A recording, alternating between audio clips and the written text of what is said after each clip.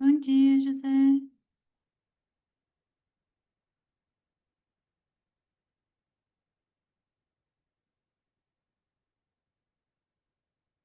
Bom dia, me ouve? Bom dia. Tudo bem, Anne? Bom dia. Bom Bom Tudo dia. dia. bem, professor? Olá, tudo certo, Anne? Sim, tudo certo. Ah, perfeito. Eu tô por aqui qualquer coisa, tá bom? Obrigada. Imagina, excelente Esperando o sessão, pessoal. gente. Obrigado. Obrigadão, viu? Anne, vocês me ouvem, hein? Aham, eu ouço bem. Ok, obrigado. Imagina.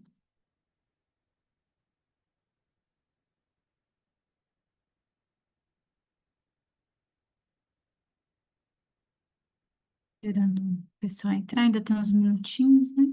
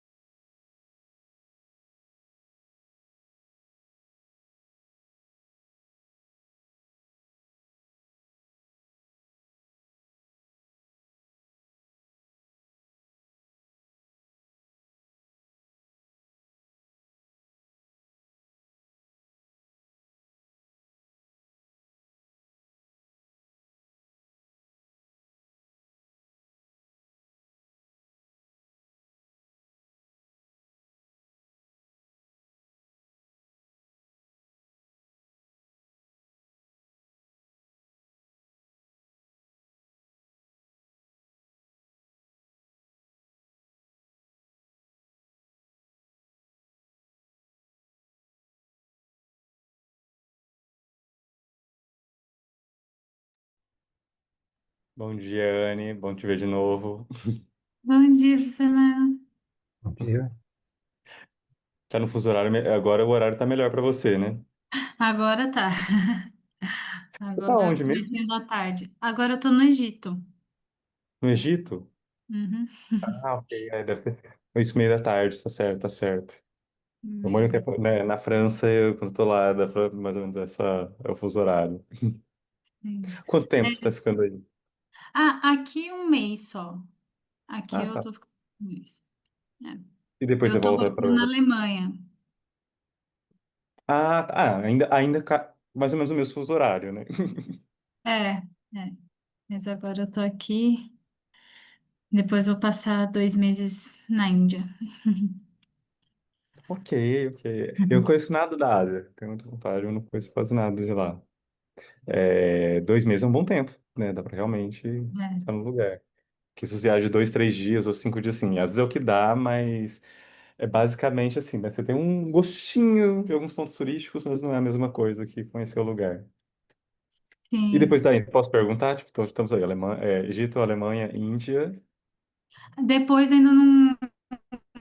Por enquanto volto para Alemanha e não tem nada planejado ainda. Tá, tudo bem. Mas Mas com certeza vai ser devo muito voltar ali. interessante. É, também nunca fui ali para aquela região. Bom dia. Bom dia, Bom dia, Vanessa. Bom Vanessa. dia, Bom dia, pessoal. André. Tudo bem? Bom dia. Oh, bom dia, professor José. Desculpa, não vi. Também tava aí. Ah, vocês são os quatro que vão apresentar ou vocês tem aí autores do mesmo artigo ou gente que só está na plateia, só para eu saber? Eu vou apresentar. O André vai apresentar, Eu Anne e também vou Vanessa também. apresentar. Também vou Tá, então, apresentar. não, então tá ótimo. Porque o que aparece para mim até aqui na minha agenda, né, aparece os quatro trabalhos, mas não aparece os autores, né? Então, o sistema continua blind mesmo depois das revisões, ele continua blind para mim, eu só tenho o nome de quem vai apresentar.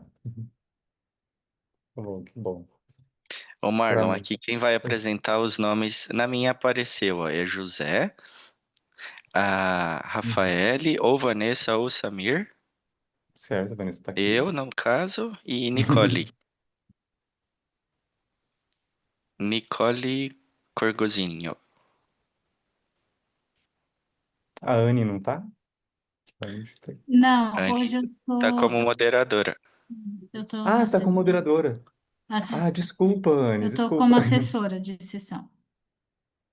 Ah, tá. Ah, então tá faltando a Não, Nicole, então imagina. tá faltando É, um. o professor Marlon, né, moderador, e eu tô de De assessora assessora. da Tá. sessão. Então está faltando a Nicole ainda. Tá, tudo bem. E enquanto entrar, que eu vou colocar o link aqui para no final o pessoal avaliar a sessão também.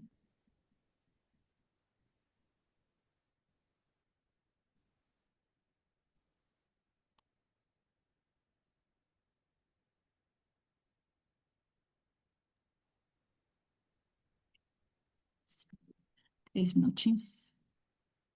São os 3 minutinhos. A gente vai começando com quem tá, a gente deixa a Nicole, assim, por último, ver até a hora que ela, sabe, ela entra mesmo que mais tarde consegue apresentar.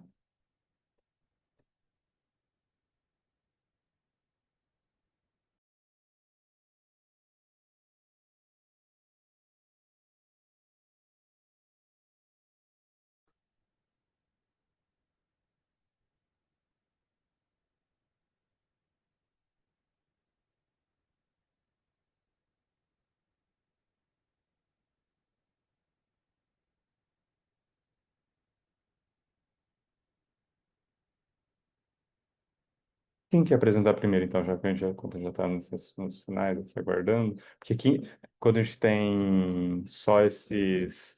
Quando tem quatro para apresentar, acaba sendo mais apertado, né? Tipo, 15 sua apresentação, mais os comentários, né? Vamos já deixar organizado. Alguém quer começar primeiro?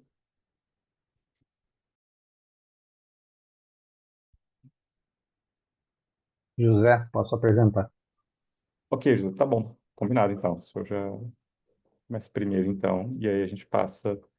é, Quem quer em seguida? Então, já vamos organizando. Então, José, depois.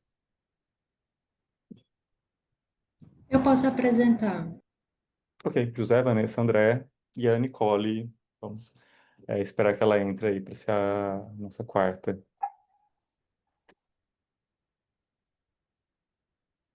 Né, lembra, vocês têm 15 minutos.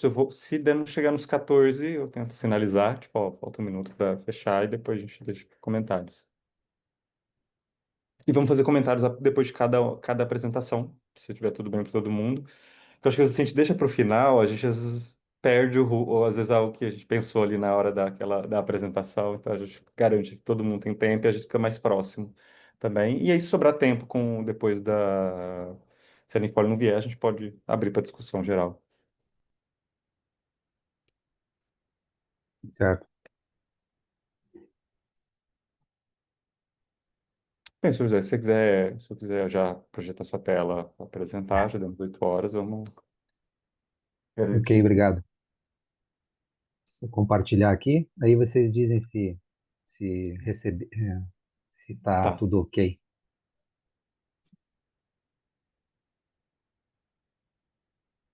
Em tela cheia.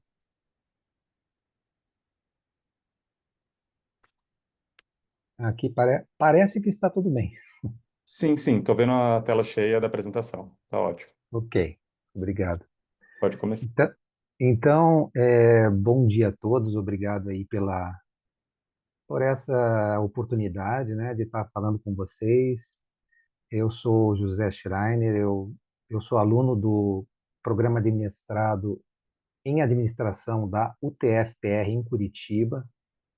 Além disso, eu sou engenheiro eletricista e tenho interesse em energia, né? Trabalhei muitos anos com geração e transmissão de energia elétrica e diante da necessidade da descarbonização de processos de geração de energia elétrica, eu tenho procurado pesquisar sobre soluções, né, para a transição energética. Na nossa escola existe um interesse na transição sociotécnica, né, nas teorias de transição sociotécnica. Aqui em Curitiba também tem um grupo da Universidade Positivo, que é uma outra universidade, e também da UFPR, da área de administração, que tem pessoas que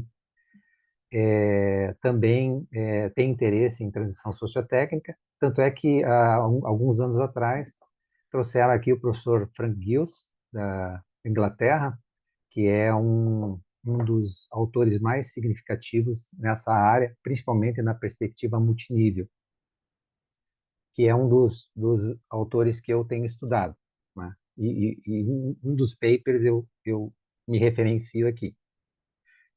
Então, diante dessa necessidade de pensar em soluções para a descarbonização, a nossa universidade tem um convênio com uma associação de cooperativas chamada OCEPAR, e então eu vi aí a possibilidade de desenvolver um trabalho com energias renováveis, com o tema de energias renováveis vinculado ao setor agropecuário. Por quê? O setor agropecuário ele gera muito rejeito, né, na produção. Então esse rejeito de produção pode ser usado como biomassa, né, para produzir energia. Daí surgiu a ideia desse trabalho, diagnosticar o uso do biogás, que é um dos produtos, né, que podem ser gerados, em cooperativa agropecuária do Paraná pela análise da comunicação empresarial. Então, o contexto, como eu falei, essa necessidade de descarbonização de processos energéticos, que é até um tema da COP 30, das outras COPs, né? Então, está sempre na pauta, né? As grandes pautas mundiais, né? E, e daí, é, estreitando um pouco, afunilando o problema, né?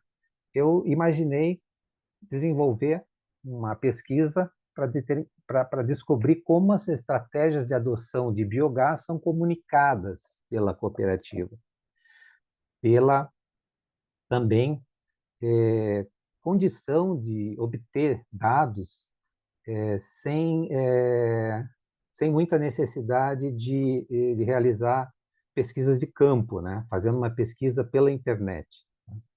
Então, o objetivo é investigar as diferenças na qualidade das informações públicas, né, de domínio público sobre biogás, sobre enfoque da perspectiva multinível da transição sociotécnica para a sustentabilidade, né?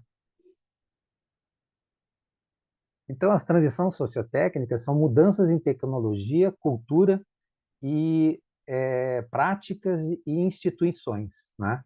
Então, é uma mudança conjunta de um regime sociotécnico para outro, né? E você tem várias teorias tratando da transição sociotécnica. Então, existe gestão estratégica de nichos, que são os locais de origem das tecnologias, né? A gestão de transição, sistema de inovação tecnológica, e existe a perspectiva multinível, que é a que nós estamos focando nesse trabalho, né? Então, a perspectiva multinível aborda a transição em 3 níveis principais, né? Um nível maior, que eles chamam, que é chamado de paisagem, landscape, ou nível macro, em que você analisa fatores externos, né? Políticas globais, necessidades de atender a problemas ambientais, né? Grandes problemas ambientais que a gente está vivenciando agora, tendências, né? Os regimes são o, o regime é a parte intermediária da análise, né? Onde existem as instituições, as empresas, regidas por normas e regras, onde as, é, as práticas se estabilizam, né? E os nichos, como eu antecipei, é onde existe a formação de novas tecnologias, onde existe a experimentação, onde tem as startups, né? Onde você gera, né, essas novas formas, né, de abordagem. Aqui é um diagrama que vem do paper do Giles, né, que é a minha referência, e aqui ele mostra esses 3 níveis separados, né, um nível de paisagem, que ele chama, que mostra as tendências, né, as políticas, a atuação de vários governos, né? Os regimes é o que, digamos assim, a gente vai analisar, que são o conjunto de regras e de empresas e de instituições que formam uma maneira de abordar determinados problemas, né? Então, por exemplo, imaginando esse polígono aqui como sendo o uso energético nas cooperativas. Então, você tem várias dimensões aqui, são 7 dimensões nesse modelo, né? Então, redes industriais, conhecimento técnico-científico, política setorial, mercados, tecnologia, infraestrutura e significado simbólico ou cultura, né? Então, isso tudo, essas dimensões, cada uma tem uma força para determinados regimes, né? E, e ela sofre influência tanto das tendências que vêm de níveis superiores, quanto das tecnologias que estão emergindo, né? Então, a partir da emergência de uma tecnologia, ela passa a interferir na força das dimensões e, eventualmente, ela passa a gerar uma tendência nova, né? Modificando o sistema de forças dentro do regime. Então, isso caracteriza a transição sociotécnica, né? Você tem um grupo de dimensões que acaba sendo alterado pela ação de tecnologias novas, né? Aqui ele representa que, eventualmente, algumas tecnologias podem falhar ao longo do tempo, né? Então, nesse trabalho, a gente adotou uma abordagem qualitativa, né? Um estudo de caso, e a gente fez uma coleta de documentos pela internet, né? Notícias e relatórios administrativos de uma determinada cooperativa, né? E a gente fez uma análise de conteúdo referenciada por a Bardan, no período de dezembro a fevereiro de 2024. A gente chegou em 7 categorias de análise, porque a gente se baseou naquelas que eu descrevi anteriormente do modelo proposto por Gills, né? Das redes industriais, do conhecimento técnico-científico, da política setorial, da tecnologia, da infraestrutura, mercados e práticas, e cultura e significado simbólico. Cada uma foi dado um código, né? Então, a gente obteve 12 notícias, né, que estão referenciadas no artigo, né, e 4 relatórios administrativos. A gente leu todo esse material e codificou esse material segundo os códigos que eu descrevi anteriormente, né? E a gente percebeu a gente pôde extrair algumas informações dessa análise, né? Então, houve um aumento significativo de referências em 2022 e 2023, coincidindo com a entrada em operação do biodigestor. Então, a cooperativa ela fez um investimento em energia renovável e montou um biodigestor, e daí acabou influenciando nas notícias, né, e nos relatórios. E, partindo para os resultados, falando os destaques encontrados nas notícias, né? As dimensões mais citadas foram mercados e práticas de usuários e tecnologia. Os temas recorrentes foram integração técnica entre as empresas, dificuldades burocráticas e marcos positivos, por exemplo, autorização da ANEEL para a venda de energia. Então, eles estão produzindo energia e estão vendendo essa energia como energia renovável, né?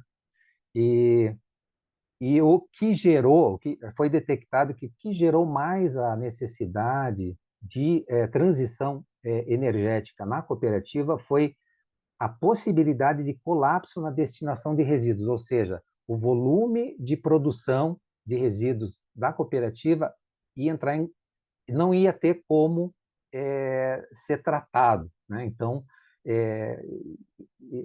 a energia também surgiu para uma solução para o descarte desses resíduos, né? E também selos sustentáveis e aproveitamento de subprodutos. Então, o selo sustentável ele é um elemento que é buscado pelas empresas como forma de melhorar a imagem, né?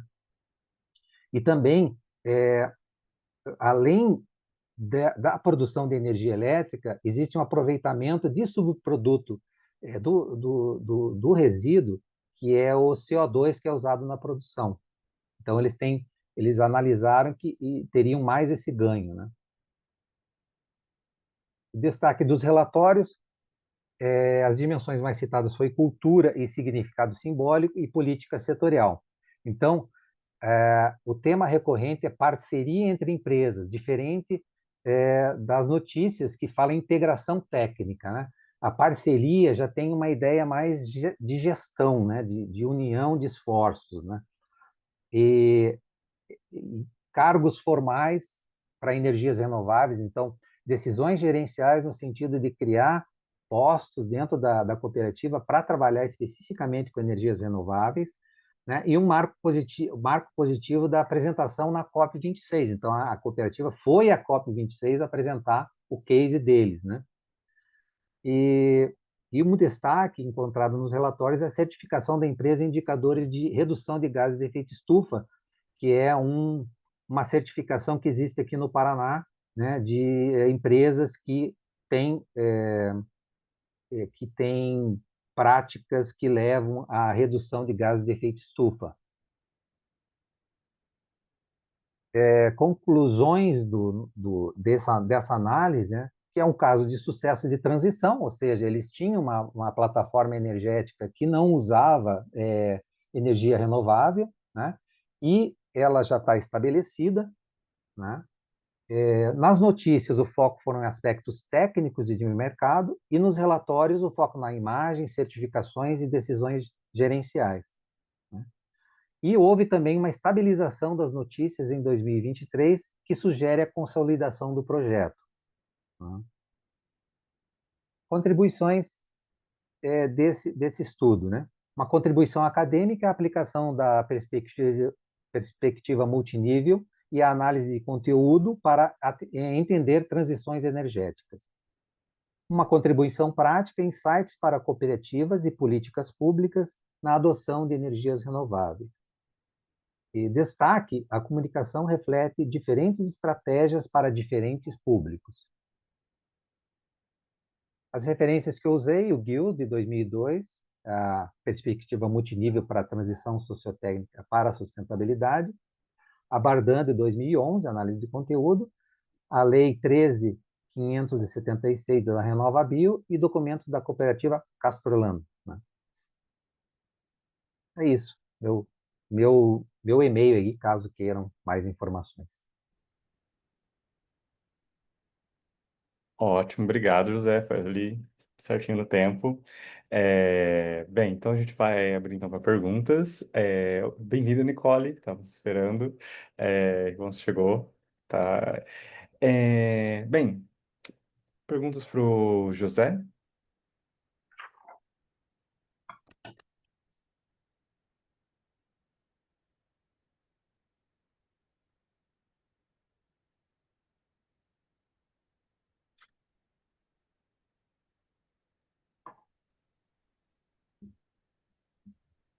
Bom, eu tenho, na verdade, Pois não? parabéns, é, Obrigado. parabéns pelo artigo, muito interessante. Eu também acho muito interessante, né, o setor da agropecuária no Brasil e toda a questão relacionada, principalmente pela importância, né, do setor economicamente, socialmente falando no Brasil. E eu li o artigo e eu fiquei com uma curiosidade, porque eu também, na minha dissertação, fiz análise de documentos, e daí eu fiquei curiosa para saber como que as notícias nesse artigo eles foram selecionados, né? Como que eles foram delimitados, se tinham foram canais específicos de comunicação, como que foi essa escolha? Bom, eu fiz uma busca por, é, por temas específicos, né? Então, procurando unir alguns aspectos, né? Por exemplo, biogás e cooperativa Castrolanda. Então, apareceram algumas notícias e daí eu fui compilando eh, as que cumpriam, né? Esses vários requisitos, né? Basicamente, bioenergia, biogás, eh, energia renovável e o nome da cooperativa, né? Então, eu cheguei a essas 12 notícias, né? Depois, inclusive no artigo, eu não citei aqui, mas existe toda uma codificação ao longo dos anos, né? Uma separação, uma contagem, e daí eu cheguei nessa expressividade aí de cada categoria que a gente é, escolheu conforme a teoria, né? Legal, legal, muito interessante. Obrigada, viu? Nada. José, sobre essas diferenças, né, nas formas de reportar, de certa forma, pensando quase um juízo, assim, juízo de valor, mas mais do ponto de vista analítico, você acha que tem uma questão mais de adaptação para público, porque, vamos dizer, é uma possibilidade, né, assim, é uma questão técnica que nem todo público vai entender, e as coisas variam a forma como a gente comunica, Ou parece mais um desalinhamento, vamos dizer assim. Então, olha, a gente faz quase um decoupling, né? A ideia é a gente fala de uma coisa e fala outra, né? Todas as Hum. duas são possíveis. Você tem uma opinião sobre isso, né? Nesse contexto, quanto a tendência, pelo menos, né? Não precisa ser cravado. Olha, eu acho que é natural que haja uma diferença de abordagens, né?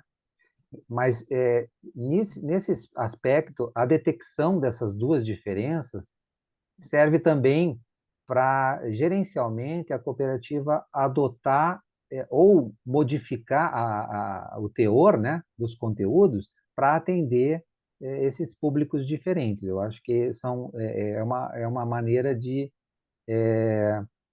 usar como ferramenta para os objetivos que ela tem como empresa, né? Acho que é nesse sentido. Usar é, as duas formas, né? Ou mesmo se ela optar por unificar, né, o discurso, né, para não ter esse viés do tipo falo uma coisa e faço outra, né, detectar, olha, vocês estão correndo mais para esse lado, tente mudar, né, o discurso para o outro lado. Então, foi dessa forma que eu acho que traz um diferencial, né, uma contribuição aí para nessa análise documental. Certo, certo. Mas pensando até então nessa questão de contribuição, outra coisa, meio que correlato, assim, ainda tenho tempo para essa pergunta, meio que correlato é a questão da paisagem de nicho, né? Porque eu acho que no seu referencial você traz isso, né? Essa questão da mudança sociotérmica, mas quase nos resultados isso não aparece tanto, assim, você vê que, tipo, você praticamente, né, vê que funciona do mesmo jeito como, vamos dizer, deveria, entre aspas, né, como é estabelecido, né, nessa ideia de paisagem de nicho, ou você vê alguma coisa mais claramente diferente nessa transposição para esse contexto? Veja bem, o foco do trabalho foi no regime, né? Na região Uhum. intermediária, né? Existe a tendência, né, como é o caso da COP, né? A COP é um evento mundial, está tendo agora no Brasil, e ela influencia, né? Ela pressiona, né, por movimentos de descarbonização. E as tecnologias, e isso força também a criação de tecnologias e a adoção de tecnologias, no caso da cooperativa, foi para até resolver um problema deles, que eles estavam né, começando a ter problemas de descarte e tal. Mas aí eu foquei na região central dessa análise de perspectiva multinível, no nível de regime, né? E daí, por isso, as conclusões elas estão mais ligadas a esse nível, né? Nível de regime. Tá. É, é que. Tá bom, talvez eu te mande um e-mail, talvez eu te mande depois, porque acho que por questões de tempo, se a gente sobrar tempo, eu volto, Ok, né, nessa pergunta e tal. interessante. É, Obrigado pela seu interesse. imagina, que isso, José. Bem, vamos passar para o próximo, então, acho que é a Vanessa, né, que tinha ficado com... Foi falar? Pode falar, André. Pode rapidinho, Marlon. Pode. Obrigado, professor. José, parabéns pela Obrigado. apresentação, principalmente pela explicação sobre a figura 2. Ficou muito mais claro você me trazendo aqui as interfaces dessa dinâmica da mudança da tecnologia. Então, Uhum. para mim fez bastante sentido, até para o que eu pesquiso. É, a pressão tecnológica ela advém para todos os setores, né? Eu acho que esse case de sucesso que você traz aqui mostrou lá no finalzinho da conclusão uma informação que você poderia trazer bastante destaque aí, caso você continue a pesquisa em Uhum. outros níveis, que é a parceria. Você mostra lá que outras empresas também se aproximaram para fazer a utilização do biogás. Então, a construção dessa parceria, dessas redes com empresas de tamanhos diversificados, talvez pode ser um grande destaque ali como influência social para ter esse impacto ambiental tão relevante. Então, Entendi. era só uma contribuição, está lá no seu resultado e eu acho que ele tem um peso bem expressivo aí para os seus próximos trabalhos, se você optar por ele. Obrigado, Ok. José. Eu que agradeço. Obrigado, André, pela contribuição, sugestão para o trabalho. E então vamos dar agora início à apresentação da Vanessa. Palavra sua, pode começar. Bom dia a todos mais uma vez. Eu gostaria de saber se está espelhando a apresentação. Sim, estamos vendo perfeitamente. Eu agradeço a oportunidade. Eu falo aqui em nome do PPGA da UFPB, Programa de Pós-Graduação em Administração, e também do Grupo de Estudos LIOG. Esse artigo ele foi confeccionado não só por mim, eu sou mestranda, mas também pelo professor Sami Adamoglu e Rafael Brito da Silva, né, que tem um doutorado em andamento. E o título do trabalho é Empreendedorismo Institucional e Sustentabilidade Estratégica, o Programa Carbono Neutro da Natura como resposta às pressões institucionais.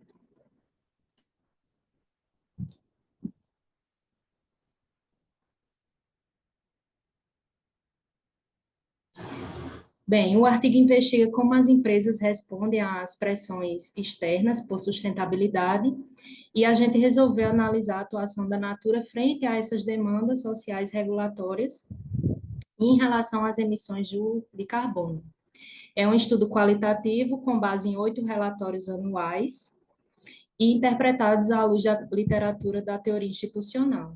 A gente visou compreender práticas, discursos e estratégias ambientais da empresa. E o programa Carbono Neutro, ele funciona como resposta estratégica e também como forma de empreendedorismo institucional. Eu acredito que todo mundo aqui já ouviu falar do Carbono Neutro. Esse programa ele foi instituído em 2007 pela empresa e ao longo dos anos a empresa vem, de certa forma, atuando massivamente nesse aspecto, inclusive na parte de marketing também, demonstrando como ela vem, ao longo do tempo, implementando essas ações. O problema e o objetivo, a gente colocou a seguinte problemática, né? Como o programa Carbono Neutro da Natura pode ser compreendido como uma resposta estratégica e uma forma de empreendedorismo institucional frente às pressões externas por preservação ambiental. O objetivo geral foi analisar como a Natura articula o programa para responder e moldar pressões institucionais ligadas à sustentabilidade. Esse é um pouco do nosso referencial teórico.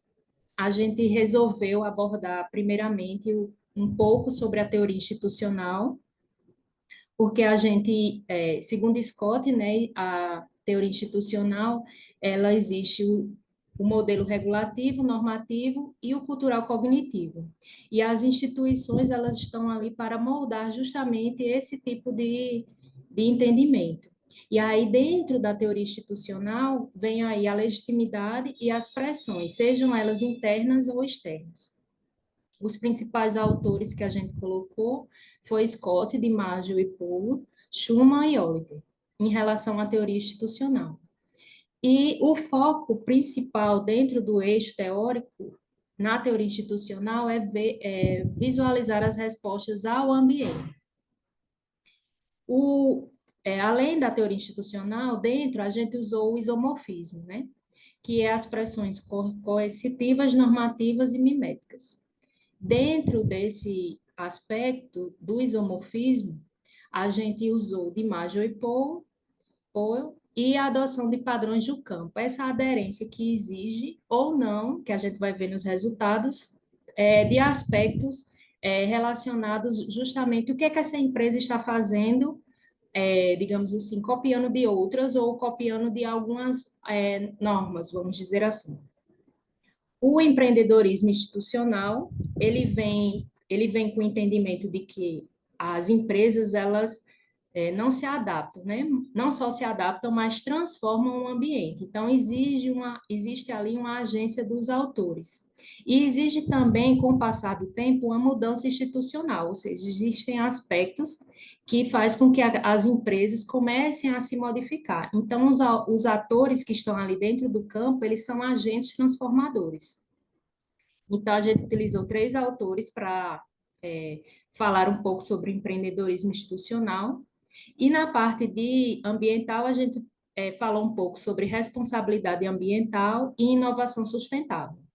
Na responsabilidade ambiental, a gente frisou mais na sustentabilidade em si e nas práticas substantivas. E aí atrelou a esse aspecto de responsabilidade ambiental a legitimidade ambiental. Será que essas ações, de fato, elas estão sendo substantivas e contínuas? Então, essa era a nossa busca, né? Será que a empresa Natura, ela está, digamos assim, de fato aplicando, de acordo com os relatórios, né, que a gente observou, os padrões ambientais requeridos? Será que ela pensa realmente na sustentabilidade, uma visão de futuro, ou é só aquele greenwash que a gente já, né, muitas vezes já ouviu falar? E aí, na inovação sustentável, a gente versou sobre tecnologias verdes e inovação institucional. E aí a gente utilizou 2 autores, e aí a gente percebeu dentro dos relatórios, principalmente ali em 2020 e 2021, a inovação como resposta. A metodologia foi qualitativa e interpretativa, com um estudo de caso único, com 8 relatórios anuais da Natura de 2016 a 2023, totalizando aproximadamente 1.050 páginas. E a gente realizou uma análise de conteúdo, de acordo com o Bardan, assim como o José fez, e a gente colocou algumas categorias analíticas, baseadas também na teoria institucional. Então, as nossas categorias foram legitimidade, isomorfismo, pressões externas, institucionalização, cultura organizacional, inovação e sustentabilidade de longo prazo. E dentre os resultados, eu trouxe aqui resumidamente, a gente colocou algumas tabelas, inclusive algumas perguntas norteadoras de cada categoria, né? Então, por exemplo, em legitimidade, a gente buscou perguntar assim: como a empresa busca legitimar suas ações em relação à neutralização de carbono? Então, a gente percebeu nos relatórios que ela constrói uma legitimidade por meio de ações substantivas ao longo dos anos, como a compra de créditos de carbono, apoio às comunidades e a aplicação de uma justiça climática. E as narrativas ao longo dos relatórios fornecem informações de que existem ali valores sociais que ela tenta empregar. Dentro do ponto de isomorfismo, a pergunta que nós fizemos foi: de que forma a empresa segue padrões impostos ou difundidos pelo ambiente institucional? E aí a gente percebeu que ela pratica, sim, o isomorfismo por meio de padrões globais, ou seja de normas da ONU, o Acordo de Paris, ou o Science-Based Targets Initiative, que é a ferramenta que reforça justamente esse padrão ambiental e reforça, de certa forma, a conformidade regulatória e setorial, sem perder a autonomia estratégica. No ponto de institucionalização e cultura, a gente realizou 2 perguntas para poder encontrar essas categorias. Na institucionalização, a gente perguntou: como o programa Carbono Neutro está incorporado às rotinas, estruturas e valores organizacionais? E no ponto cultura, a gente perguntou: como valores e crenças da organização moldam suas práticas e decisões ambientais?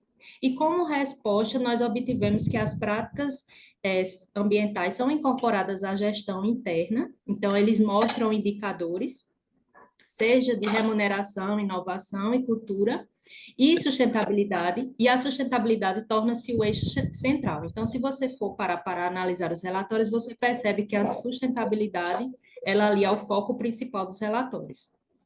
No ponto 4, que é inovação e transformação do campo, a gente fez a seguinte pergunta: de que forma o programa promove a inovação sustentável nos processos de produtos e estratégias da organização?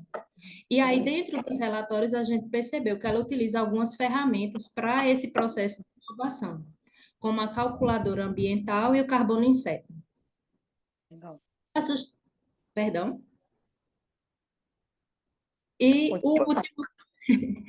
Não, sem problema. E o último ponto é a sustentabilidade de longo prazo, que a empresa ela fornece as metas até 2050 de estratégias de descarbonização e investimentos sociais que consolidam a continuidade e a coerência das ações. A gente trouxe aqui algumas referências principais do nosso trabalho e eu quero agradecer. Muito obrigada. Estou aberta às dúvidas. Parabéns. Super eficiente no tempo, você gastou 11 minutos, foi ótimo. Né, não tem nem comentário. O que é ótimo, né? Porque assim dá mais tempo para discussão. Bem, então vou abrir novamente para perguntas, comentários, sugestões para Vanessa. Eu queria comentar, na hora que eu falei legal, desculpa, eu estava até com a câmera, o microfone Microfone. ligado, porque foi também um pouco do meu artigo, né? Pesquisar sobre relatórios de ESG e como que eles estão, no meu caso foram bancos, né? E como que eles estão atuando aí com a sustentabilidade. Eu acho que o greenwashing, assim, que foi a pauta que você levantou, é algo muito interessante. E eu achei muito legal também como você relacionou com a teoria, porque eu acho que foi uma dificuldade também da minha parte. Então, são temas aí que casam muito. Bom, eu também. Ai, Pode falar, Anne, tá ouvindo? ah, eu também tenho uma. Primeiro, né, parabéns, eu também gostei muito.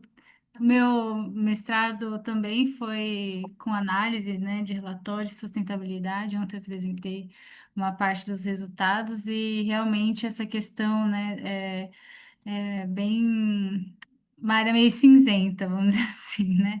Porque apesar dos relatórios terem esse objetivo de comunicar o que as empresas fazem, o que eu percebi, pelo menos no meu trabalho, tinha sido a dificuldade de comparar, né, as informações ao longo dos anos da própria empresa, né, o que que ela efetivamente faz.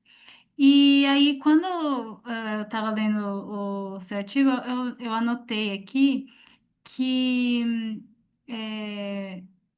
se não seria, mesmo sabendo dessa dificuldade dos relatórios e das comparações, se você acha que seria possível identificar, através de uma análise com outras empresas do mesmo setor, né, se as empresas que não têm um programa, de carbono neutro, se elas apresentam melhores níveis de emissão de carbono, né? Nas normas, não sei, eu não, a minha parte da minha pesquisa foi na área social, né? Os relatórios da parte social da sustentabilidade. Eu não sei se na GRI aborda a questão de níveis de emissão de carbono, se pede para que as empresas é, respondam isso, né? Mas eu fiquei pensando, né, se às vezes isso não poderia, pensando que acho que seria talvez interessante também, né? Ver também se exatamente, porque às vezes tem empresa que não faz nada, né?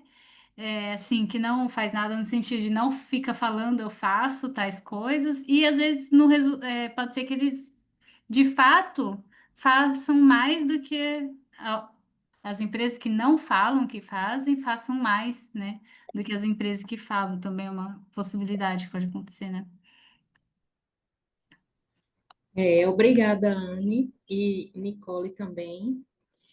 Seria realmente essa parte que você falou, Anne, eu acredito que seria realmente para pesquisa futura, de fato, né? Uma comparação com outras empresas, acho que seria bastante válido.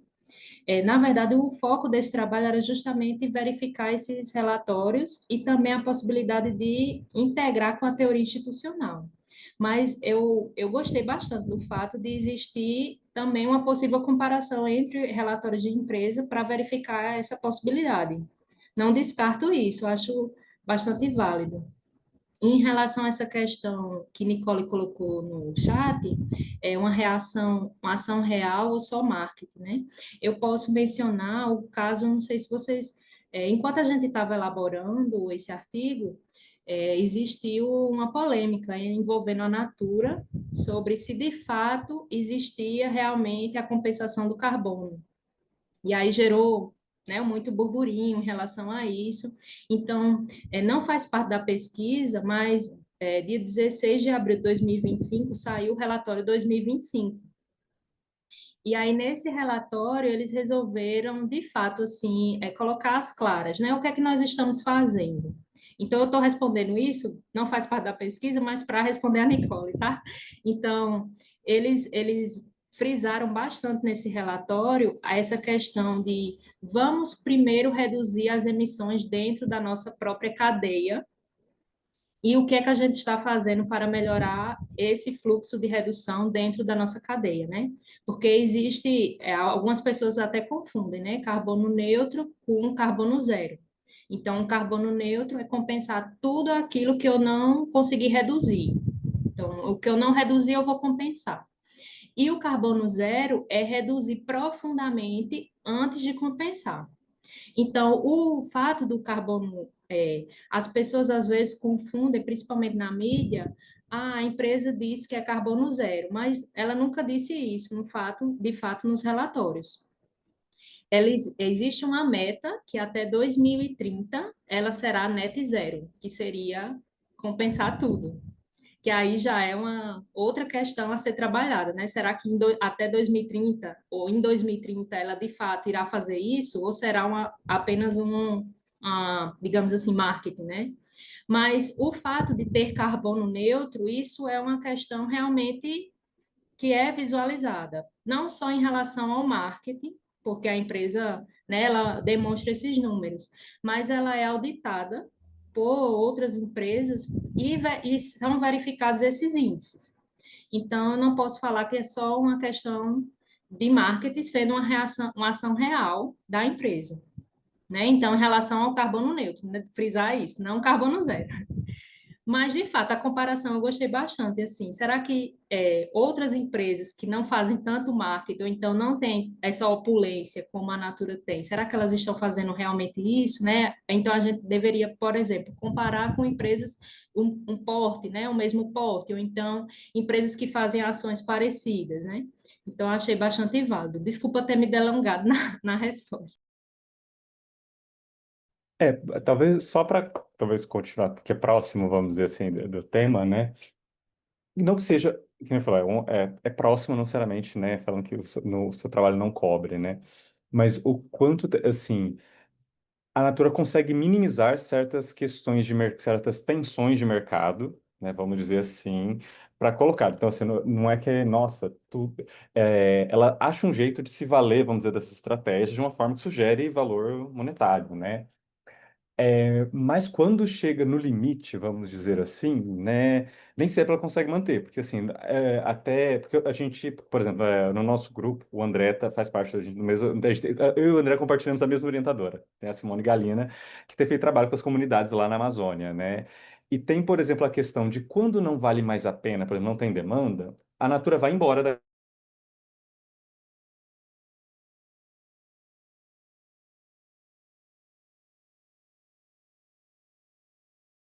Parou para mim também.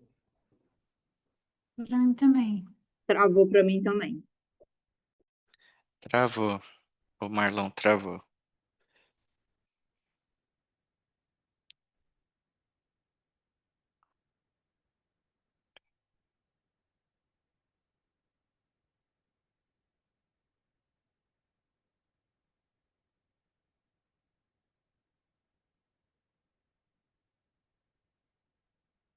Nossa, eu caí bem na hora que comecei a falar, gente.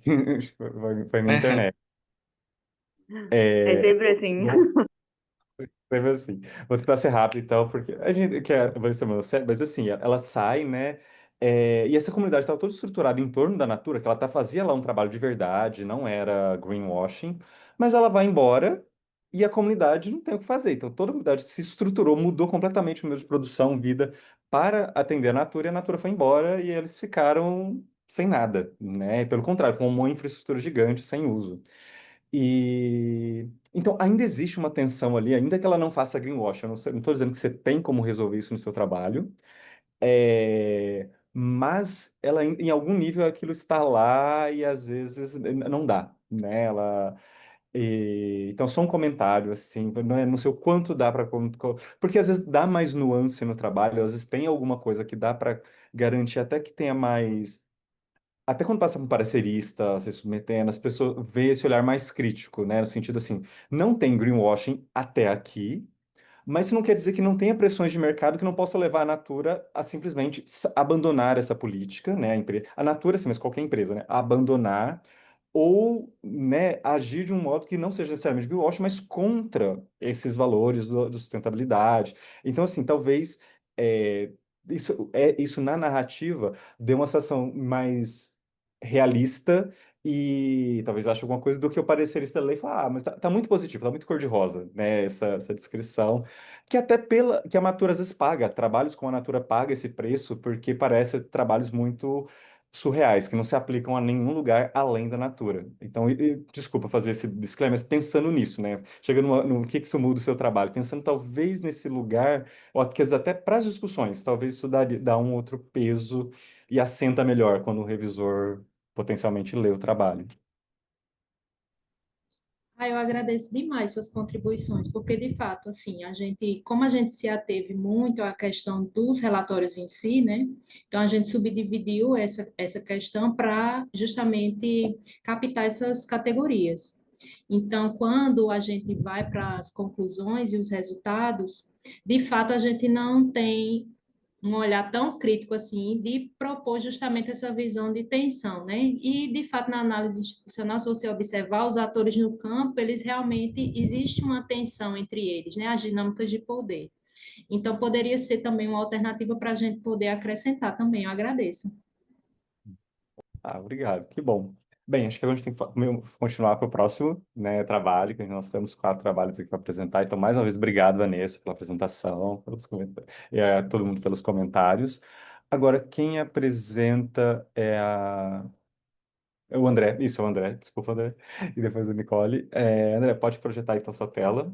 Vamos Ai, lá. deixa só eu falar uma coisa rapidinho, que eu vi aqui que a Claro. Nicole tinha mandado no chat, só agora que eu vi, desculpa, falando que não consegue acessar a sessão por um outro dispositivo, né? Tá Por sem. mais um dispositivo, é porque eu tô usando a câmera do celular, só que eu queria apresentar pelo computador, só que eu tô sem câmera no computador. é, Mas aí ele me bloqueia, porque aí ele fala que eu tô. Ah, Não, sim, sim, sim, é ele fala que eu verdade. já ingressei na reunião. Mas tudo bem, É, eu vou tentar apresentar aqui o PowerPoint pelo celular, eu acho que vai dar certo. tá, qualquer coisa, Se se você você não quiser. conseguir, pode mandar. Eu é, posso ir passando para você. Isso que eu ia Ai, falar. Se perfeito, muito puder mandar obrigada, por viu? e-mail para alguém, às vezes É, é mais fácil, é um de nós projeta. eu vou deixar Perfeito, meu muito e-mail obrigada. aqui, qualquer coisa, tá? No chat. Ai, perfeito, muito obrigada, viu?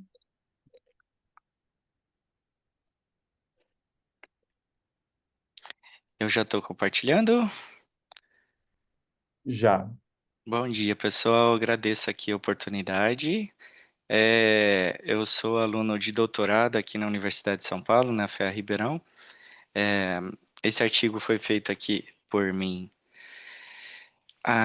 logo no início, no primeiro ano do doutoramento, aí juntamente com uma outra aluna de doutorado, a Renata Chaves, que é a aluna mencionada aí pelo Marlon, que faz também as pesquisas na Natura. E na Amazônia, especificamente com algumas comunidades, e a professora Simone Galina, que é a nossa orientadora aqui da Universidade de São Paulo. Junto com esse trabalho, a gente quis entender. Essa é uma revisão sistemática, então esse foi o momento que fizemos o levantamento do estado da arte para entender como que as capacidades nas organizações são desenvolvidas para atingir inovações sustentáveis. São elas a inovação verde e a inovação social. A introdução, logo eu trago como que as mudanças climáticas já impactam absurdamente a conscientização da produção e do consumo, e como que essas mudanças são decorrentes logo da Revolução Industrial, mas se intensificaram muito aqui a partir do ano de 1950, e com isso, esse efeito de emissão de gases de efeito estufa tem sido amplamente divulgado para que as organizações possam atender essa demanda que a gente já trouxe aqui nos artigos anteriores, exatamente para poder reduzir tais emissões e o impacto global. Muito dessas movimentações, seja do exemplo da Natura ou de pequenas e médias empresas, elas ocorrem por consequência de pressões externas. As pressões são um dos fatores motivacionais mais intensos para que essas organizações se mobilizem para que essa redução ocorra. A mudança no consumo também vem junto com a consciência da sustentabilidade e para que essas inovações sejam atingidas, as organizações elas precisam desenvolver uma habilidade para se adequar para esse momento novo. São capacidades, e as capacidades para inovação sustentável nós chamamos de capacidades sustentáveis. Então, trazendo aqui os principais objetivos do estudo, é apresentar o estado da arte sobre o desenvolvimento na literatura dos temas de capacidade de inovação sustentável, especificamente ambiental e social, identificar os principais desafios que são enfrentados pelas pequenas e médias empresas. A gente tem muitos trabalhos que demonstram a utilização de relatórios de sustentabilidade por grandes corporações, inclusive instituições financeiras, mas para pequenas e médias empresas nós temos uma quantidade de trabalho reduzida. E aí a gente entende isso a partir das dificuldades que essas pequenas e médias empresas encontram para todos os outros setores, não só para a sustentabilidade. O que desenvolve essas capacidades dentro das organizações ainda é o nosso tendão de Aquiles. Como essas capacidades são desenvolvidas é um trabalho em andamento, agora empírico, nessa construção da pesquisa do doutoramento, e para isso a gente propôs um modelo conceitual que guiou como que as organizações podem desenvolver essas capacidades.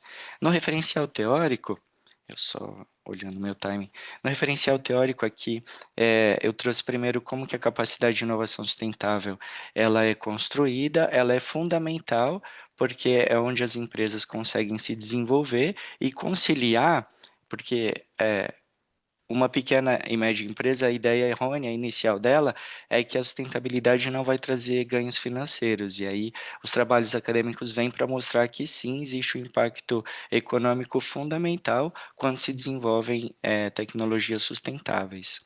A capacidade de inovação verde é o que as empresas constroem para poder atingir uma inovação com impacto ambiental positivo, e a capacidade de inovação social é a habilidade que essas organizações desenvolvem para poder atingir positivamente uma sociedade, seja uma pequena comunidade ou todo o entorno daquela indústria. Nas pequenas e médias empresas, a gente tem uma característica muito específica, porque elas têm recursos reduzidos, então, para isso, elas precisam ter um pouco mais de esforço e construir outros caminhos para poder atingir o desenvolvimento dessas inovações. A gente tem um impacto imenso das PMEs no mundo, elas representam cerca de 90% da empregabilidade nos países do sul global, e no setor agroalimentar mundial, elas representam 28% da empregabilidade. Então, o peso no setor alimentar é muito expressivo e é uma das áreas que sofrem maior pressão para que as tecnologias com impacto ambiental sejam desenvolvidas, porque é onde a gente tem inicialmente o uso de agrotóxicos com muita expressividade ali no final do século passado. A metodologia, então, foi de utilização da revisão sistemática da literatura, juntamente com uma análise bibliométrica, as bases de dados do Scopus e Web of Science. Inicialmente foram 140 artigos, utilizando a query de busca, e com a utilização de alguns filtros e algumas exclusões, nós atingimos ali um total de 70 artigos. Esses 70 artigos foram selecionados e, a partir dessa análise, nós conseguimos identificar alguns pontos que nos trouxeram bastante inspiração para poder seguir com o trabalho empírico. Aqui, então, foi a figura com o fluxo de seleção dos artigos para atingir os 70. Na análise bibliométrica, muito rapidamente aqui a gente entende que as palavras-chave, elas principais foram inovações, sustentabilidade e desenvolvimento sustentável. Na publicação para esse tema ao longo do tempo, a China foi o país de maior destaque, maior número de publicações, seguida pelos Estados Unidos, Malásia, Índia e Brasil. A evolução do interesse pelo tema no mundo tem sido expressiva, principalmente a partir de 2019. Na, na análise da palavra-chave que identifica o principal tema desses trabalhos, a gente entende que ficou um pouco desigual, porque a maioria dos estudos, quando a gente pega em capacidades ou sustentabilidade, a gente entende que a capacidade de inovação ambiental identificamos que foi a de maior expressividade, a maior quantidade de artigos desses 70 eram sobre capacidade de inovação verde ou ambiental. Estudos que falavam sobre os dois temas, ou capacidade social junto com ambiental, foram 3. Estudos que falavam apenas sobre a capacidade de ambiental e o impacto na sustentabilidade foram 5. E estudos que abrangessem os 3 temas, ambiental, social e a sustentabilidade como um todo, nós não encontramos integralmente. Então, isso nos chama a atenção como que esse tema ainda está escasso na literatura. A China, apesar do maior número de publicações, o impacto dela sim é para a inovação verde. E dentro da análise mais aprofundada dos artigos, a gente entende ali, ficou muito claro para nós em muitos dos artigos que as pequenas e médias empresas, elas têm uma dificuldade muito grande com relação ao desenvolvimento do tema, principalmente pela limitação dos recursos, sejam eles financeiros ou até recursos de capital humano. Para o desenvolvimento da conhecimento técnico, que é aquelas áreas de P&D que as grandes corporações trazem, a pequena e média empresa ela não consegue trazer. Para isso, para ela atingir algum tipo de inovação, ela precisa realizar parcerias estratégicas, seja com instituições de pesquisa ou outras corporações de tamanho bem maior, ou instituições financeiras, ou até mesmo algumas organizações governamentais. E uma grande dificuldade para essas pequenas e médias empresas é atender as regulamentações, porque especificamente também no sul global, não existe ainda um mercado regulado de carbono, então essas empresas elas vão trabalhando de acordo com as suas possibilidades e quando elas entram em contato com o mercado internacional, que em muitos países é um mercado regulado nas suas emissões, elas têm ali uma barreira para poder, no caso, na intenção de exportar, elas precisam se adequar para outras regulamentações e para isso ela novamente precisa construir alianças estratégicas. Ela muitas vezes não consegue exportar sozinha, então, ela entrega o seu produto para aquelas grandes corporações que fazem os seus relatórios de sustentabilidade e que apresentam para o mercado a sua rastreabilidade. Elas conseguem fazer as suas exportações apenas por meio dessas grandes corporações, porque elas ainda não têm habilidade, ou seja, a capacidade técnica, que é uma das capacidades sustentáveis, para poder atingir as exportações. Então, a expansão internacional fica muito mais direcionada para empresas que são orientadas à sustentabilidade, que tem esse foco com relação ao impacto ambiental e social. O apoio financeiro, como eu já trouxe, é fundamental para que essas organizações se desenvolvam em qualquer um dos aspectos. Muitas vezes esse apoio financeiro advém das instituições bancárias e as pressões externas, não somente as internacionais, mas as pressões externas que são advindas de 3 áreas principais, que é da tecnologia, da demanda do consumidor e das próprias regulamentações, seja dentro do país ou fora. O Brasil está caminhando para ser um país com emissões reguladas de carbono, e se isso acontecer, essas organizações vão precisar de muita estrutura e conhecimento para poder se adequar a essa quantidade limitada de emissões.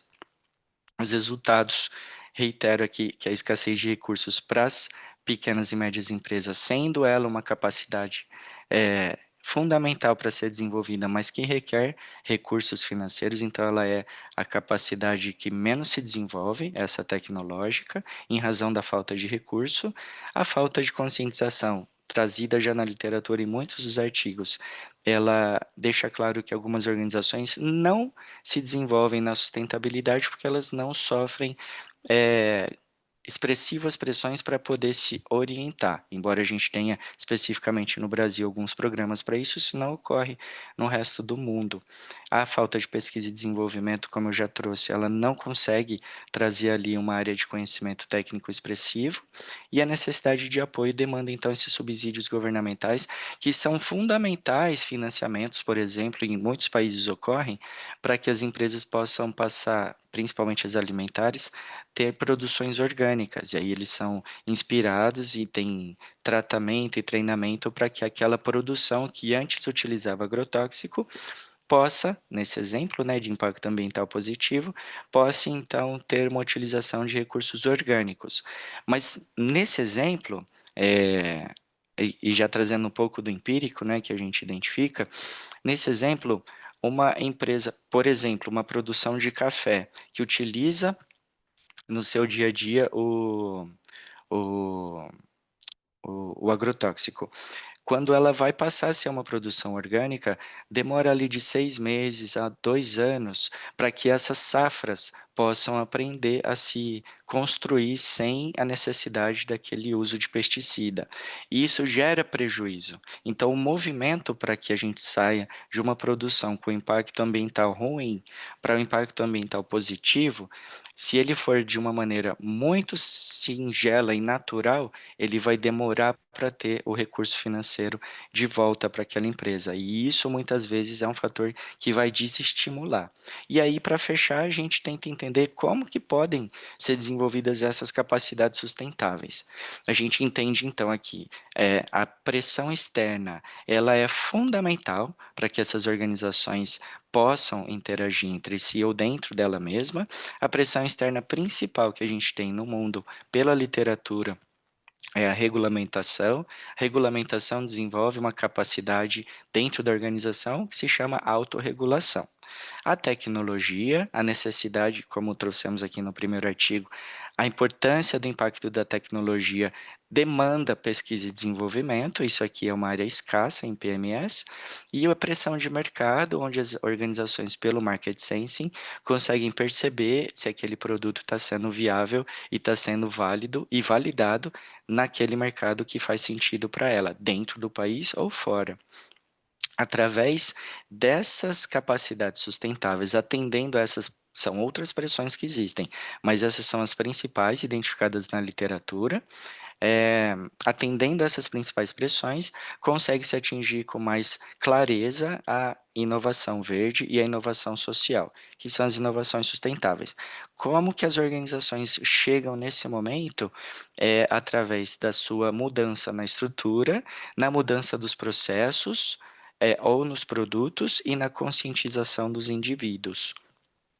As considerações finais aqui do artigo mostram que a área ainda é incipiente, mas o crescimento é muito satisfatório. A gente vê a produção crescendo cada vez mais com relação ao tema da sustentabilidade.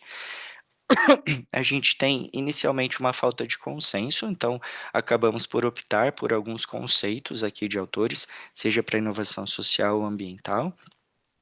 É muito importante que a gente tenha o impacto nas PMEs, porque quando uma grande corporação faz, novamente, o relatório de sustentabilidade, que foi muito bem explicado aqui pela Vanessa, né, se eu não me engano, o relatório de sustentabilidade, ele envolve não só quanto que, por exemplo, a Natura emitiu na sua produção, mas também quanto que os seus fornecedores, a gente chama de escopo 2 e escopo 3, quanto que os seus fornecedores emitiram para produzir aquele resultado final.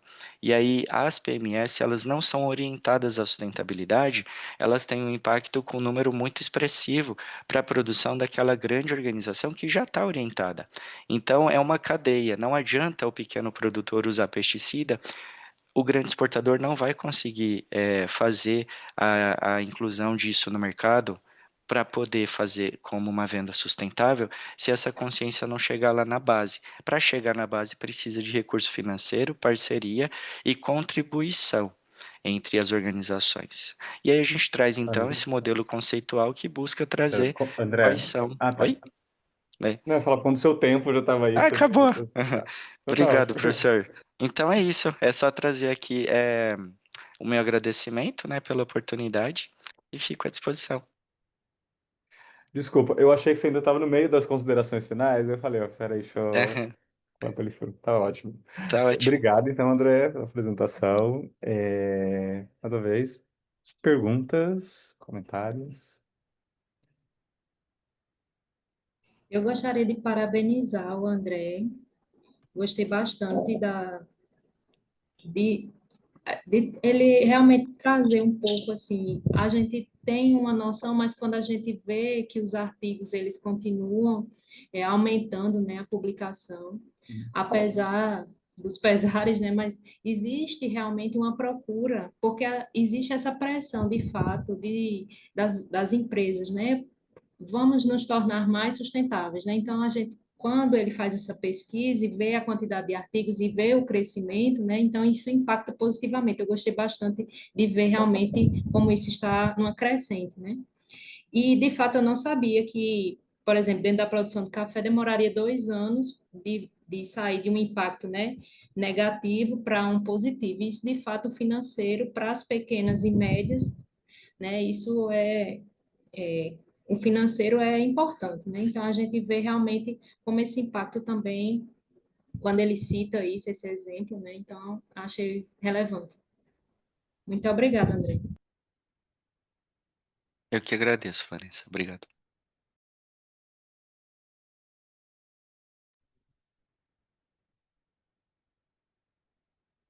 André, eu tenho também uma dúvida, porque eu achei muito legal, parabéns, eu achei foi uma revisão muito bem estruturada, ali as imagens, né, consolidando, facilita muito a leitura, foi uma revisão muito legal de ler. E, inclusive, me deixou curioso para saber que em algum momento estava até mencionado, né, que é um trabalho, pelo que eu entendi, um trabalho que tem o intuito de seguir com um trabalho empírico, né? Então, eu Isso. fiquei curiosa de saber como que vocês pretendem usar, né, o modelo conceitual de forma empírica. Perfeito. Bom, obrigado, Anne, pelas contribuições, pela colocação. Eu amo imagens, eu preciso delas para entender, até por isso que eu elogiei o José. Elas me ajudam muito a compreender algumas questões, né? Principalmente quando é um assunto novo para mim. O trabalho é uma tese de doutorado, essa foi a inspiração, esse foi a base teórica, né, que nos subsidiou. E a partir dali nós já iniciamos, já está na parte final mesmo da coleta de dados. No ano passado eu fiz o meu estágio doutoral na Inglaterra, no Imperial College, e lá eu tive a honra de fazer com a pessoa que construiu essa imagem inicial das pressões e as capacidades sustentáveis, né? As principais pressões, a professora Pelling, e as principais capacidades ali desenvolvidas. Como eu disse, existem outras pressões, outras capacidades, mas globalmente essas são de maior impacto. A partir dali, a Simone e eu, a gente trouxe, nós temos essa informação, mas e daí? Como que essas organizações fazem para poder atingir, aí nós construímos a continuidade, como que elas constroem e chegam na inovação, com impacto ambiental e social positivo? Então, já estou fazendo a coleta de dados em algumas empresas da Inglaterra e algumas empresas aqui do Brasil, só para ter uma ideia de sul global e norte global. Não é um estudo comparativo, porque nós somos a produção e basicamente o norte é a parte que nos compra.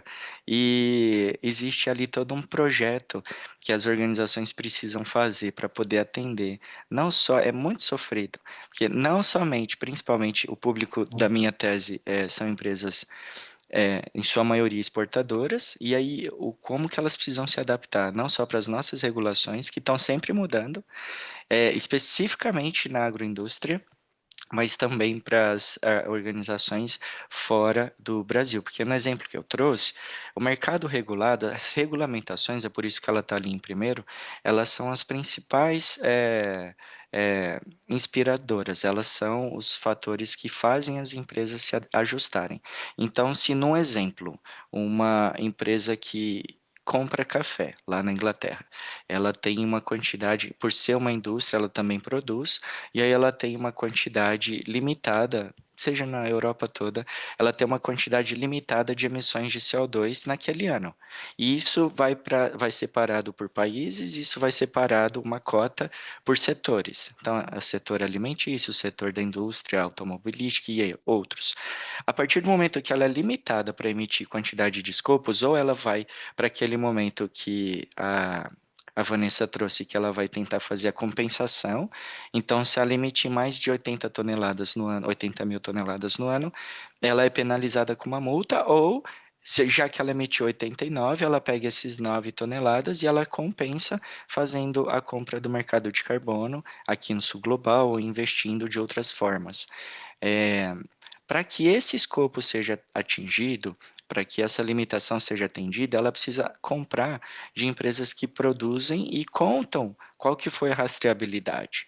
Eu estou falando já naquele nível de mercado de carbono. Foi eu que caí? Não? Vocês estão me vendo? Acho que é a Nicole. Naquele nível de mercado de carbono que seja uma quantidade permitida. Se a empresa que vende aqui do Brasil para ela não conta quanto que ela emite, ela não pode, ela não é a priorizada. Sempre vai ser priorizada aquela empresa que tem a quantidade de emissões registradas. Para uma PME, isso é muito caro. E pensando em valores, um relatório de rastreabilidade, que se chama relatório de inventário de emissões, ou seja, a quantidade de emissões de CO2 que foi feita, ele vai de 12 mil para uma pequena empresa num preço muito ajustado a 150 mil reais. Então, esse é o preço comercializado no mercado. Como não é demanda do nosso país, ainda não existe ali uma procura tão grande para essa adequação. Então, existe sim um processo, e trazendo o que a Vanessa mencionou também, a produção orgânica, para ela poder existir, ela precisa que aquele microbioma seja desenvolvido. E o pesticida matou todo ele. Então, numa produção de goiaba, por exemplo, o bichinho da goiaba, né, ele precisa de um pesticida, mas ele tem um defensor natural, que é a joaninha. Que interessante, né? Então a joaninha pega ali os pequenos fungos e toda a proteção da árvore num bioma natural, ela acontece. E por fim, que eu sei que meu tempo está estourando, uma produção orgânica de mel, por exemplo, para que ela, por isso que é muito importante as parcerias que eu mencionei para o José, a produção orgânica do mel, para que ela exista, ela precisa ter um raio de 6 quilômetros sem nenhum pesticida em volta. Então, aquele produtor não pode ter um vizinho que vai produzir com pesticida. Então, a produção sustentável, ela tem muita dificuldade ainda de acontecer e é fundamental que exista uma competição, uma parceria ali entre aqueles produtores, inclusive concorrentes. Então é isso, a gente está nesse momento de entender todos esses dados, Anne, ali da análise empírica. Muito legal, obrigada. Obrigado a vocês. Parabéns. Tudo bem, André, porque na verdade do seu tema. Ah, a Nicole voltou. Eu ia falar que a Nicole tinha caído, né? Então não tinha nenhum problema. A Nicole chegou a mandar a apresentação para alguém para Oi, projetar? acho que eu vou conseguir apresentar aí, ó, só um instante. Tá.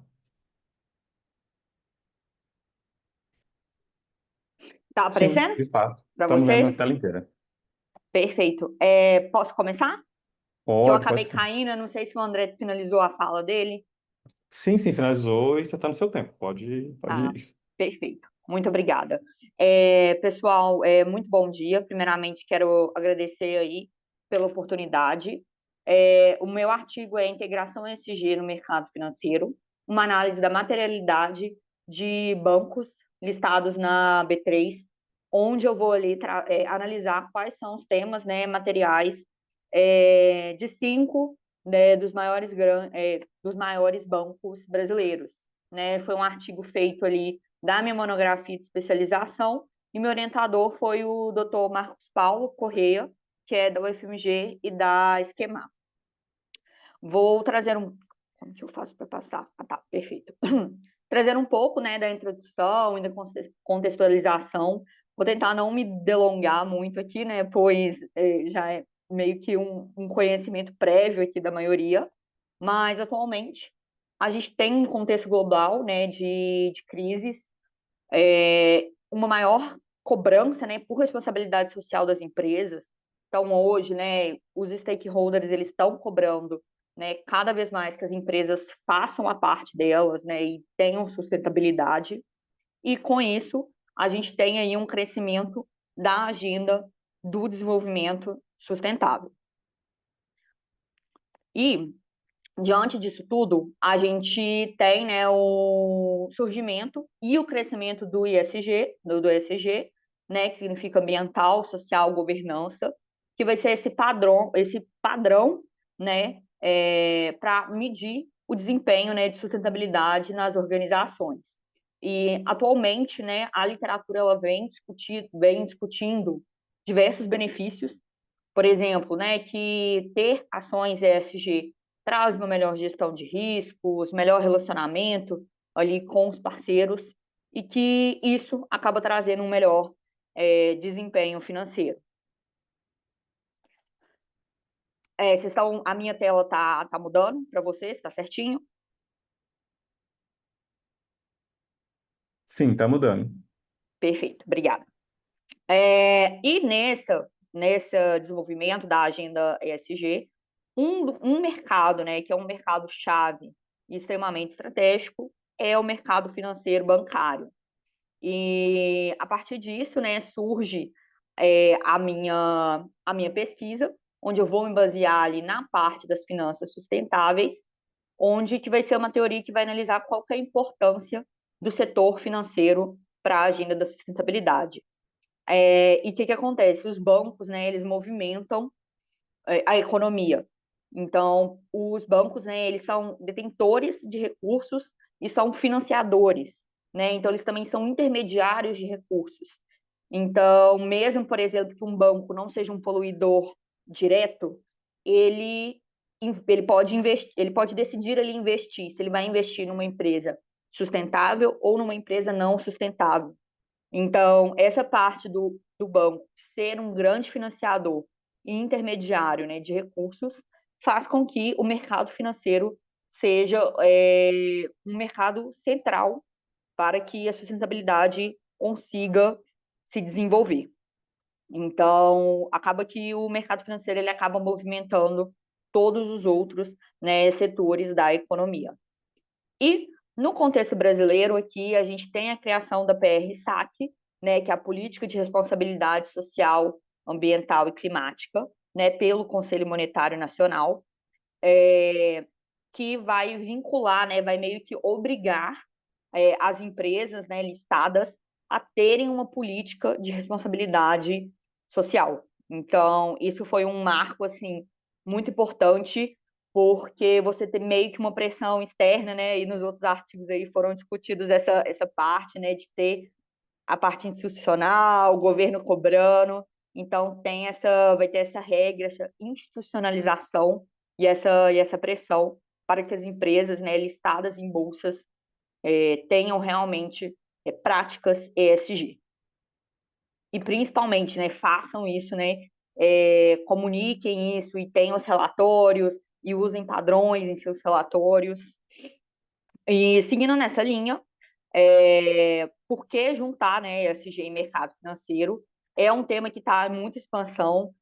Na minha pesquisa também eu utilizei a Scopus e a Web of Science, então, ali, como o André citou, a partir de 2019, tem crescido bastante o tema, então tem uma relevância acadêmica, e principalmente tem uma relevância mercadológica também. Então, a gente pode sair ali da academia e levar isso realmente para as empresas, né? Mostrar a importância disso, né? Para as empresas na prática. E uma parte muito importante também do mercado financeiro porque ele vai ter diversos índices. Então, isso é muito bom para você poder metrificar, né? Então, para você ter dados e toda essa metrificação. Então, aqui surge a minha pergunta de pesquisa, que é quais são os pilares das políticas de sustentabilidade e os principais temas materiais adotados por grandes bancos do Brasil. E a metodologia, né, vai ser algo descritivo, eu vou querer, né, descrever ali quais são as políticas que eles adotam e eu vou utilizar a análise documental. Então, eu vou utilizar os relatórios ESG, né, os relatórios de sustentabilidade, né, desses cinco bancos selecionados e vou analisar ali qual que é o conteúdo dos temas materiais deles. E ali, a partir de um filtro, né, utilizando tanto relevância no mercado e relevância ESG, eu selecionei 5 bancos, que seria o Bradesco, o Banco do Brasil, o BTG Pactual, o Itaú Unibanco e o Santander, para analisar os relatórios deles. Então, assim, eles são os maiores bancos do Brasil em questão de valor de mercado, mas eles também estão presentes nos maiores índices ESG da Bolsa. Então, por exemplo, a gente tem o ISE, que é o Índice de Sustentabilidade Empresarial, a gente tem o Índice de Governança. Então, esses bancos eles estão presentes assim nesses índices e esses foram alguns critérios de seleção para analisá-los. Bom, passando um pouquinho aqui, dá para a discussão de resultados. Ali eu vou trazer um pouco, né, dos principais temas da PR SAC. Então, a gente vai ver muito negócios sustentáveis, finanças sustentáveis e gestão de riscos, né, que seriam ali os 3 principais pilares. Então, às vezes, um nome ou outro ele muda, às vezes vai ser negócios sustentáveis ou finanças sustentáveis, mas eles vão ser, eles, sim, muito alinhados, muito próximos. Então, por exemplo, Bradesco traz negócios sustentáveis, BTG traz finanças sustentáveis, Santander vai trazer gestão de riscos, Itaú vai trazer investimento responsável, Banco do Brasil, negócios sustentáveis também. E aqui eu vou acabar aprofundando nos temas materiais para entender ali quais são os temas que esses bancos priorizam quando se fala sobre ESG e sustentabilidade, ou seja, quais são os temas que vão ser prioridade para a estratégia de negócios, né, desses bancos. Então, assim, os 3 temas que mais apareceram foram ética e integridade, atração e desenvolvimento de talentos, gestão de riscos e oportunidades climáticas. E os temas que menos apareceram foi biodiversidade e Plano Amazônia. Então, assim, a gente pode ver que, por exemplo, o setor financeiro, né, ele vai ter muito essa questão social, mas não vai ter tanto a questão ambiental, né? Então, que está ali um pouco ligado com a materialidade do próprio setor. Um ponto interessante é que cada instituição vai adotar temas diferentes, porém vai ser muito convergente, né, entre os 3 pilares ESG. Então, ali acaba que os temas sociais, de governança, por exemplo, eles são interdependentes, eles vão se mesclando. Então, é muito difícil você, por exemplo, falar de algo de governança, mas não abordar um tema social. Então, essa parte de ESG é muito interessante de ver como os temas eles vão se entrelaçando. E analisando um pouco ali a parte mais individual dos bancos, o Banco do Brasil foi o que citou mais temas ambientais, o BTG ele citou mais temas sociais do que outros temas, e o Banco Santander foi o que trouxe menos temas de governança. Então, assim, o que a gente pode ver de principal resultado, assim, foi que os temas mais citados estão relacionados ao tema social. Isso foi uma grande surpresa para mim, porque eu achava que ia ter mais tema de governança, né, devido a serem bancos, né? Então, os bancos, eles têm priorizado cada vez mais o recorte social, e isso foi um ponto bem interessante que me surpreendeu. E já encaminhando aqui para o final, algumas limitações, contribuições. É um recorte amostral, né, limitado de 5 bancos. Hoje, por exemplo, a gente tem grandes fintechs, bancos digitais, isso pode ser uma coisa para o futuro também de ser analisado. E eu não trouxe quais que são os efeitos dessas políticas ESG. Acho que é um grande desafio, assim, quando a gente pesquisa ESG e pesquisa sustentabilidade, é entender se essas ações, elas são realmente, entre aspas, reais, quais são os impactos delas na prática, né, se isso traz um benefício na prática, e, claro, para a empresa, se isso traz um benefício financeiro. Então, a gente tem uma grande barreira ali quando a gente fala sobre sustentabilidade, né, que já foi um pouco citado ali também nos outros artigos, e isso é muito interessante ver essa convergência, que é a sustentabilidade vai trazer algum retorno financeiro, vai ajudar a empresa, vai realmente trazer um crescimento para a empresa? Então, acho que é uma grande oportunidade, né, de pesquisa, de aprofundar isso. E como contribuição, eu acho que é entender como que um setor tão relevante como o setor financeiro está se comprometendo com a agenda ESG. Então, basicamente, as outras empresas, os outros mercados, principalmente pequenas empresas ali, médias, elas precisam dos bancos, né? Elas precisam, por exemplo, de financiamentos. Então, a gente precisa entender como os bancos se comportam e nisso, né, a gente tem essa relevância, né? Não só acadêmica, mas a gente traz algo para o mercado também, na prática. E, considerações finais, a gente reforça, né, os bancos como centrais ali na agenda ESG. Como eu comentei, tem o pilar mais valorizado de todos, foi o pilar social, ou seja, ações sociais foram as ações mais citadas, e um grande desafio, uma grande lacuna aí que fica para o futuro são os desafios ambientais. E eu acho que fica um grande ponto aí de questionamento, né, de pesquisa, é que muitas vezes a gente pode pensar assim, mas o banco, talvez ele não precisa se preocupar tanto com o meio ambiente, diferente de outros setores, por exemplo, uma mineradora, uma empresa de engenharia, mas o banco ele tem essa função indireta, né? Então, assim, por ele ser financiador, por ele ser investidor, ele precisa estar atento aos desafios ambientais. E principalmente quando a gente fala sobre mudanças climáticas, né, que está sendo ali um dos desafios mais citados ali pelos bancos, é uma lacuna e é uma oportunidade dos bancos estarem investindo cada vez mais.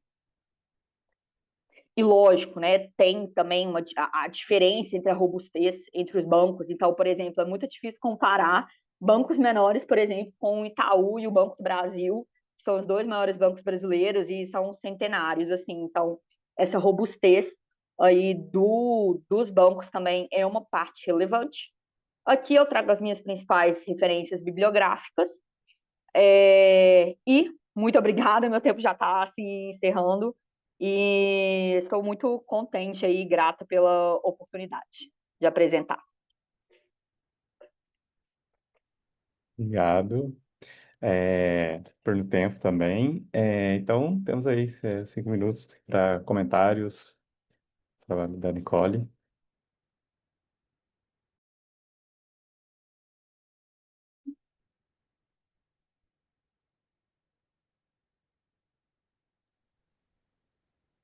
Bom, eu queria mais parabenizar também o trabalho da Nicole. Eu adorei ler ele também, até porque, né, é bem parecido com o que eu fiz também. E eu só assim, um comentário que eu anotei para fazer, que tinha mencionado algumas limitações, né, no final do trabalho, várias limitações lá, e algumas delas eu não veria nem tanto como limitação, sabe? Uhum. Como, por exemplo, tinha uma questão lá de não ter causalidade, não poder, né? Então, pela pergunta de pesquisa mesmo, que, né, quais são os pilares, eu acho que não precisa, não precisa dar causalidade, né, nesse sentido. Então, mais isso, assim, porque gostei bastante de ler também esse seu trabalho. Parabéns. Obrigada aí. Muito obrigada. Fico muito feliz. Pois é, às vezes a gente usa a palavra limitação, mas é mais também uma oportunidade, né? Que a gente vê, fala assim, olha, se a gente trazer, por exemplo, dados qualitativos, é uma coisa muito interessante para complementar, para ver se o SG ele realmente traz retorno, né? E a gente corroborar ali essa defesa da sustentabilidade. Muito obrigada, Anne. Eu ia comentar, acho que da parte social, né? Já que por enquanto ninguém levantou a mão. É, por exemplo, do social externo, acho que fica muito claro os bancos, mas se a gente olhar do social interno, né? Então, assim, o quanto processos, por exemplo, tem um trabalho do nosso grupo analisou, tipo, o outro lado, né? O documental dos bancos, os processos trabalhistas. Né? Porque os Nossa, bancos sempre estão ali naqueles rankings de sustentabilidade, aí ela pega e olha, né, todo aquele, o tipo, né, realmente de reclamação que elas estão colocando. Então, assim, é, eu imagino, né, não é uma coisa, mas assim, não é que não estou dizendo que é greenwashing, mas assim, o social, né, que a gente faz esse unpacking da sustentabilidade em governança ambiental e social, mas se a gente pegar o social e olhar que existe o social de fora e o social de casa, né, o social de fora, eu acredito que os bancos façam muito bem, eu não estou duvidando, acho que é greenwashing, mas o social de dentro, né, do ponto de vista mais assim de RH, o cuidar das pessoas, nesse setor específico, né, acho que diferente da Natura ou de outros setores, é bem complicado, né? Imagino que sim. assim ia falar, isso é um pouco mais complexo.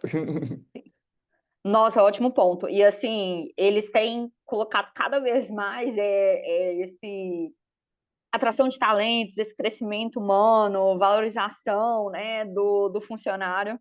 E a gente sabe que é uma grande dor aí, real nesse mercado. É um ponto muito interessante mesmo. Exatamente.